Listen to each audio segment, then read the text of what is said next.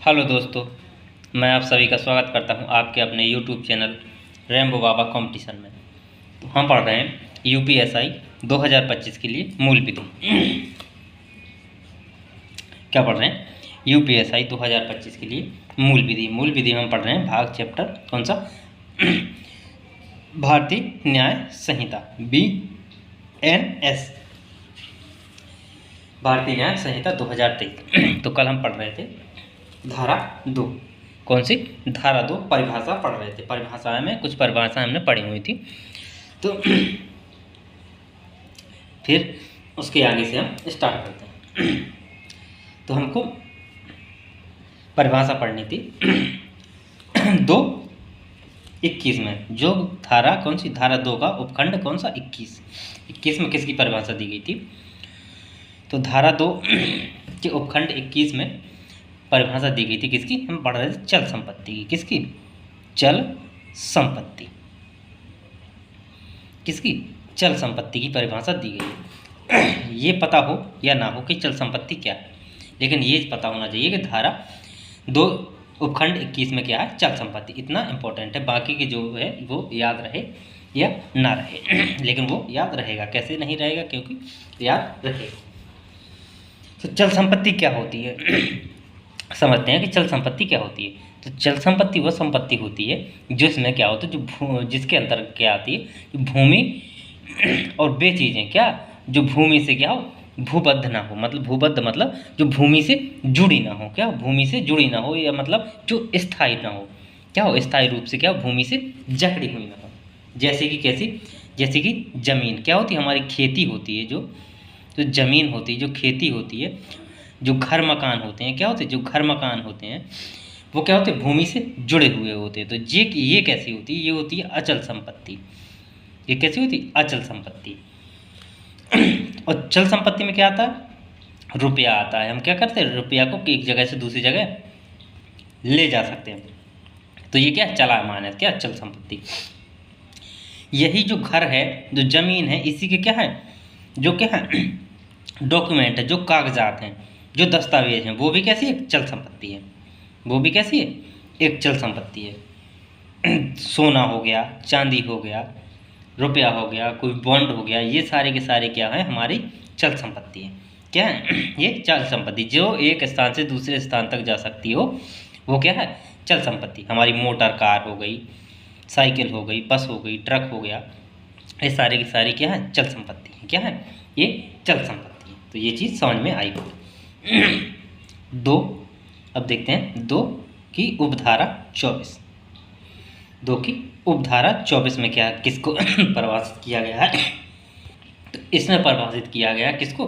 अपराध को। किसको? अपराध को। अपराध को। इसमें किसको? इसमें बताया गया अपराध को। इसमें अपराध को परिभाषित किया गया है कि अपराध क्या होगा। तो इसमें अपराध के बारे में बताया गया। और यही आईपीसी में कौन सी धारा में था? आईपीसी में किस धारा में था? यही जो अपराध था 224 में है, जो अपराध के बारे में, वो पहले आईपीसी में किस धारा में था? तो आईपीसी की सेक्शन किस में? 40 में था। किस धारा में था? 40, धारा 40 में था। अब देखते हैं आगे। तो ये नोट करते चलिएगा। आगे देखते हैं 2 उपधारा 26। कौन सी? 2 की उपधारा 26। 2 की उपधारा 26 में किसकी परिभाषा दी गई? इसमें व्यक्ति की परिभाषा दी गई। किसकी? व्यक्ति किसे माना जाएगा? व्यक्ति किस किस को माना जाएगा? सामान्य लोग रूप से क्या जानते हैं कि हम आप जो हैं उन्हीं को व्यक्ति माना जाता है। क्या? व्यक्ति माना जाता है। लेकिन इसमें किस किस को व्यक्ति माना जाएगा? सामान्य रूप से जो मानव है वो तो क्या व्यक्ति में आएगा, लेकिन इसके अंतर्गत कौन कौन आएगा? इसके अंतर्गत और भी कौन आएगा? कंपनी क्या होगी? कंपनी भी क्या है? एक व्यक्ति है। क्या है? एक व्यक्ति है। कोई क्या है? संगठन है। क्या है? कोई संगठन है। तो ये भी क्या है? एक व्यक्ति है। कोई फर्म है, कोई निगम है, ये सब क्या है? एक व्यक्ति के रूप में माना जाएगा। इनको सबको क्या माना जाएगा? व्यक्ति के रूप में माना जाएगा। क्या? किस रूप में माना? व्यक्ति के रूप में माना जाएगा। अब देखते हैं आगे 2:28। 2:28 में किसकी किसकी परिभाषा दी गई है? 2:28 में परिभाषा दी गई लोक सेवक की। किसकी? लोक सेवक की। लोक सेवक। लोक सेवक कौन है? किसे माना जाएगा लोक सेवक? तो 2:28 में लोक सेवक की परिभाषा दी गई है। लोक सेवक का मतलब क्या है? जो क्या करे? जनता की सेवा करे, जिसके नीचे क्या करे? जनता की सेवा करे। इसके अंतर्गत कौन कौन आ सकता है? सेना के, नौसेना, वायुसेना, इसकी जो अधिकारी हैं, कौन है? जो अधिकारी हैं, ये सब ये क्या होते हैं? लोक सेवक होते हैं। क्या होते हैं? लोक सेवक होते हैं। न्यायाधीश हो गया, क्या? न्यायाधीश हो गया, ये क्या होते हैं? लोक सेवक होते हैं। IAS, IPS, DM, मजिस्ट्रेट, ये सब क्या होते हैं? ये सब क्या होते हैं? लोक सेवक होते हैं। क्या? लोक सेवक होते हैं। क्या होते हैं? ये सब आते हैं किसके अंतर्गत? लोक सेवक के अंतर्गत इन सबको गिना जाता है। किसके अंदर? लोक सेवक के अंतर्गत इनको गिना जाता है। तो लोक सेवक की परिभाषा दी गई है। अब देखते हैं आगे। यही पहले IPC में किस धारा में थी जो लोक सेवक की परिभाषा? IPC की धारा किसमें थी? ये थी धारा 21 में। किसमें? धारा 21 में। IPC की किसमें थी? IPC, यही चीज़ IPC की धारा किसमें? 21 में। किसमें थी? 21। किसमें? धारा 21 में। अब देखते हैं आगे। अब देखते हैं आगे धारा 2 की उपधारा 30 देखते हैं। कौन सी? 2 की उपधारा 30। उपधारा 30 में क्या है? इसमें क्या बताया? विशेष विधि। किसके बारे में? किसकी बताया? विशेष विधि को बताया गया। किसको? विशेष विधि। विशेष विधि क्या? तो विशेष विधि का क्या मतलब है? विशेष विधि का मतलब है ऐसा कि कहीं पे जो वह विधि है जो क्या हो, कहीं विशिष्ट विषय के लिए, किसी विशेष विषय के लिए जो विधि बनाई जाती है वो क्या होती है? उसको विशेष विधि माना जाता है। जैसे कि कोई अपराध हो गया, क्या हो? कोई अपराध हो गया, उसको सामान्य रूप से क्या हो गई? जांच की गई, तो उसमें क्या पता, उसके बारे में सही से पता नहीं लग पाया, तो उसी के लिए क्या किया गया? उसी के लिए कोई एक विशेष क्या कमेटी गठित की गई। क्या की गई? कमेटी गठित की गई। तो उसमें क्या जो विधि बनाई जाएगी तो उसी को क्या कहा जाएगा? विशेष विधि। किसी विशेष अपराध के लिए बनाई गई विधि या किसी विशेष कार्य के लिए बनाई गई जो नियम कानून है उसी को क्या कहा जाता? विशेष विधि। यही चीज़ जो ये IPC में किस धारा में थी? IPC की धारा किस में थी? धारा 41 में थी। किस धारा में थी? IPC की धारा 41 में ये चीज़ थी पहले। अब देखते हैं आगे धारा 2 की उपधारा 34। कौन सी? धारा 2 की उपधारा 34। धारा 2 की उपधारा 34 में क्या बताया गया? किसकी परिभाषा? उसमें है वसीयत की परिभाषा। किसकी? वसीयत। किसको परिभाषित किया है? वसीयत को। तो इसमें बताया गया वसीयत से किससे संबंधित है। इसमें क्या है? वसीयत से कोई क्या होगा? वसीयत से कोई अभिप्रेत क्या होगा? कोई दस्तावेज होगा। क्या? कोई दस्तावेज जो क्या करते हैं, जो हमारे बुजुर्ग होते हैं, क्या होते हैं? जो हमारे बुजुर्ग होते हैं वो क्या करते हैं? एक दस्तावेज में लिख के रख जाते हैं। क्या करते हैं? लिख के रख जाते हैं या कानूनी रूप से उसको लिख के दे जाते हैं कि ये मेरे मरने के बाद ये इसके नाम हो जाए या ये इसका मालिक ये होगा। तो उसी को बोला जाता है क्या? दस्तावेज।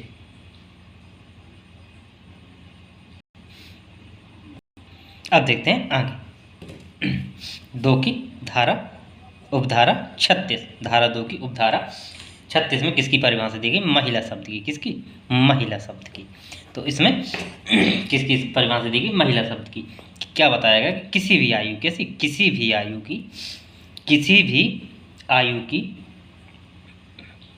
आयु की कौन सी? मानव नारी। कौन सी? मानव नारी। मानव नारी का मतलब क्या हो गया? मानव नारी का मतलब हो गया कि जो हम मानव जाति है उसी में, ना कि गाय भैंस में। तो वो भी क्या है? एक स्त्री होती हैं। तो इसमें स्पष्ट रूप से बताया कि मानव नारी, जो मानव की नारी हो, किसी भी उम्र की हो, वो उसको क्या माना जाएगा? महिला माना जाएगा। क्या माना जाएगा? महिला माना जाएगा। चाहे वो 1 वर्ष की हो या 2 वर्ष की या 50 वर्ष की, उसको क्या माना जाएगा? महिला माना जाएगा। इसी चीज़ को परिभाषित IPC में आईपीसी में किस धारा में, 10 धारा 10 में महिला और पुरुष को आईपीसी की धारा 10 में परिभाषित किया गया था। अब देखते हैं, सॉरी ये किस में थी, ये 35 में, 34 में, 36 लिख दिया, 35 में, किस में 35 में है, किस में 35 में।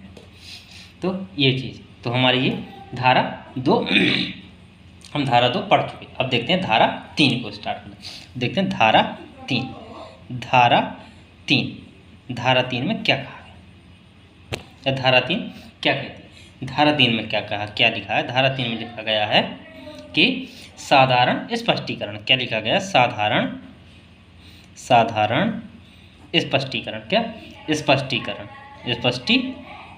साधारण स्पष्टीकरण लिखा हुआ है, साधारण स्पष्टीकरण का इसमें क्या मतलब बताया गया है, इसमें साधारण स्पष्टीकरण का मतलब ये बताया गया है कि इस संहिता की जो भी जो धाराएं हैं उनकी जो जिसमें जो धाराओं की जो परिभाषाएं हैं, क्या जो धाराओं की जो परिभाषाएं दी गई हैं वो क्या है, अभिव्यक्त यह नहीं करती, क्या नहीं, ये अभिव्यक्त नहीं करती कि यदि कोई व्यक्ति क्या 7 वर्ष से कम आयु का शिशु क्या करता, अपराध करता है, क्या करता, अपराध कर सकता है। कहीं अभी इसमें ये धारा में ये नहीं लिखा गया है, बताया गया है कि कोई 7 वर्ष का बालक भी क्या कर सकता है, किसी की मृत्यु कर सकता है। तो यदि क्या करता है, इसमें यही साधारण स्पष्टीकरण में यही बताया गया कि यदि कोई 7 वर्ष से कम का बालक क्या करता है,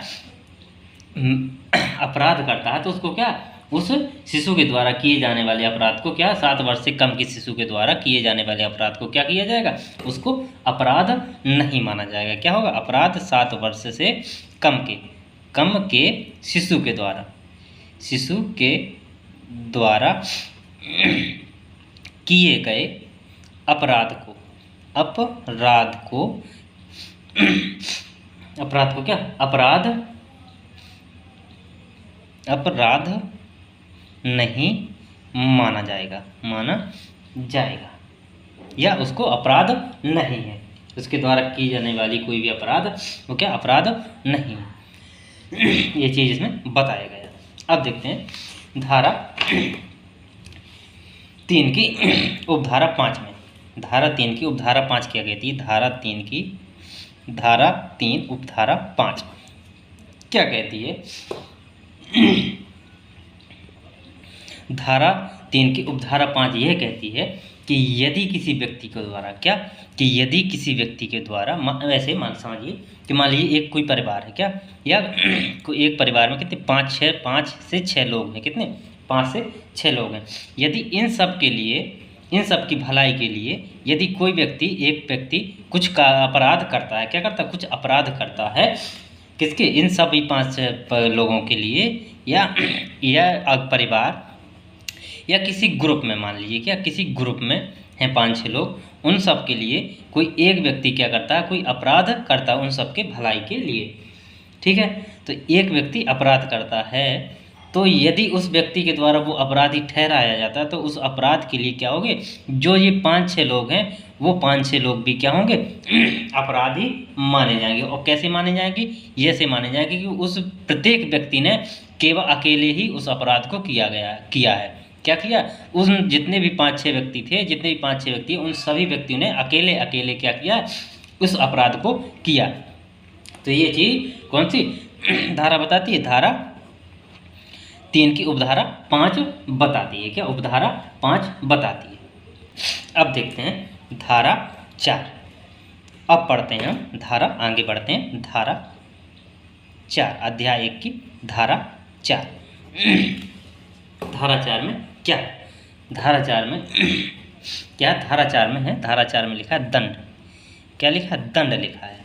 इसमें क्या है, धारा 4 में बताई गई अपराध की जो इस संहिता में है, जो उपबंध है, उनके लिए जो उत्तरदायी जो दंड हैं, उन दंडों को बताया गया कितने प्रकार के दंड हैं। ये जो दंड हैं पहले जो आईपीसी में थे, क्या थे आईपीसी में पहले कितने थे, ये 5 थे, कितने थे 5 थे, लेकिन अब बीएनएस में इनकी संख्या क्या 6 कर दी गई। कितनी कर दी गई, 6 कर दी गई। वो कौन कौन से अपराध हैं, वो अपराध देखते हैं कौन कौन से हैं। एक कौन सी? मृत्यु। और पहले जो आईपीसी में किस धारा में बताया गया था? ये बताया गया था 53 आईपीसी की धारा 53 में ये वर्णित था। तो अपराध एक मृत्यु। दूसरा क्या? आजीवन कारावास। कैसा? आजीवन कारावास, आजीवन कारावास। तीसरा क्या है? कारावास, जो क्या है 2 प्रकार का होता है। कारावास, एक आजीवन कारावास हो गया, और एक क्या कारावास, जो कैसा 2 प्रकार का, जो कितने 2 प्रकार का होता है। 2 प्रकार का होता है। कौन कौन? नंबर 1 कठिन कारावास। नंबर 2 कैसा? सादा कारावास। कैसा? सादा कारावास। तो ये 2 प्रकार, कितने? 3 अपराध हो गए। चौथा अपराध कौन सा? चौथा अपराध संपत्ति की जब्ती। क्या? किसी की अपराध में क्या हो सकती है? संपत्ति की जब्ती हो सकती। किसी व्यक्ति को मृत्युदंड की अगर अपराध करता है तो उसे मृत्युदंड की सजा हो सकती है। आजीवन कारावास की सजा हो सकती है। कारावास की सजा हो सकती है। कारावास में 2 कठिन और सादा की हो सकती है। या उस व्यक्ति की क्या की जा सकती? संपत्ति की जब्ती की जा सकती है। क्या? जब्ती की जा सकती है। जैसा अपराध होगा उसके साथ वैसा किया जाएगा। या उसको 5 में क्या जुर्माना लगाया जा सकता है। क्या? जुर्माना भी लगाया जा सकता है। क्या कर सकता है? जुर्माना भी। नंबर 6 में क्या है? जो नंबर पहले यह जुर्माना तक थे, अब नंबर 6 ये जोड़ा गया है। ये क्या? नया जोड़ा गया। क्या? सामुदायिक सेवा। किसी को सजा ये भी सुनाई जा सकती है कि सामुदायिक सेवा की जाए। सामुदायिक सेवा करने की भी सजा सुनाई जा सकती है। तो इतनी चीज़ें इसमें किसमें? ये थी धारा 4 में। धारा 4 में ये चीज़ें बताई गई किसकी? कि जो अपराधों की बताएंगे, अपराध के बारे में बताए कितने दंड हो सकते हैं, कितने अपराधों के दंड दिए जा सकते हैं। जो अपराध बताए गए हैं उन अपराधों के लिए कितने प्रकार का दंड दिया जा सकता है। क्या किया जा सकता है? दंड दिया जा सकता है। अब देखते हैं धारा, ये देखिए हमने धारा 4, अब देखते हैं धारा 5। देखते हैं धारा 5। धारा 5 में क्या है? ये सेक्शन 5। सेक्शन 5 में क्या है? क्या कहता है? इसमें क्या है? इसमें है सेक्शन 5 है दंडादेश का लघुकरण। क्या? लघुकरण। दंडादेश का लघुकरण। इसका क्या मतलब है? इसका मतलब है कि यदि किसी व्यक्ति को क्या किया जाता है, कोई सजा दी जाती है, कोई क्या दंडादेश दिया जाता है, तो उसको क्या लघुकरण, उसको क्या छोटा किया जाता है। क्या? छोटा। मान लीजिए किसी व्यक्ति को क्या किया? आजीवन कारावास की सजा मिल गई। क्या होगी? आजीवन कारावास की सजा सुना दी गई। क्या होगी? आजीवन कारावास की सजा सुना दी गई। लेकिन क्या होता है कि उस अपराधी के क्या बातचीत किए बिना यदि क्या हो सकता है, जो न्यायाधीश है उसके रहन सहन, उसको देखकर उसकी क्या कर सकता है? आजीवन सजा को क्या कर सकता है? कम कर सकता है। जैसे कि 20 वर्ष में बदल सकता है। क्या कर सकता है? 20 वर्ष में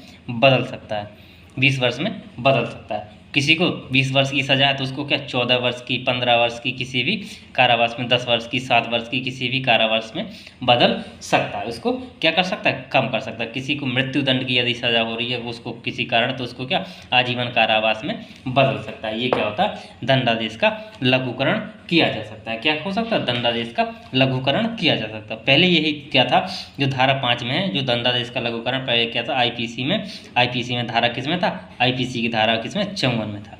आईपीसी किस धारा में था? धारा 54 में था आईपीसी। और इसमें जो दंडादेश है उसको कितने न्यूनतम किया जा सकता है? न्यूनतम कितने? 7 वर्ष तक किया जा सकता है। कितने? यदि लघुकरण किया जा सकता है उसको 7 वर्ष से कम नहीं किया जा सकता। किसी भी दंड को 7 वर्ष तक किया जा सकता है। अब देखते हैं धारा 6। धारा 6 में क्या देखते हैं? धारा 6 क्या कहती है? इसमें क्या है? इसमें है दंडा विधियों की भिन्न। क्या है? दंडा विधियों की भिन्न। क्या है? भिन्न। दंडाविधियों की भिन्न। दंडाविधियों की भिन्न का मतलब क्या है? दंडाविधियों की भिन्नों का मतलब ये है कि इसमें जो लघुकरण हुआ था धारा 5 में, जिस दंडादेश का लघुकरण किया गया था, तो इसमें बताया गया किस प्रकार से लघुकरण किया जाएगा, किस प्रकार से लघुकरण किया जाएगा। जैसे कि जो आजीवन है, इसमें बताया गया कि जो आजीवन कारावास है, क्या आजीवन कारावास है, क्या आजीवन कारावास है, तो उसको कितने 20 वर्ष में, कितने 20 वर्ष के कारावास में बदला जा सकता है, क्या, या 20 वर्ष के कारावास के समान उसको गिना जाएगा। ये चीज़ इसमें बताई गई है, क्या चीज़, ये चीज़ बताई गई। यही चीज़ पहले आईपीसी की किस धारा में थी, यही चीज़ आईपीसी की पहले किस धारा में थी, तो आईपीसी की धारा किस में थी ये थी आईपीसी की धारा 57 में थी, किस में थी, आईपीसी की धारा 57 में थी। तो ये चीज़ हमने यहाँ तक देखी, धारा 6 तक देखी, बाकी की धारा 7 से कल क्लास देखेंगे। तो थैंक यू दोस्तों, क्लास अच्छी लगे तो प्लीज़ लाइक और सब्सक्राइब और शेयर जरूर करिएगा। थैंक यू दोस्तों।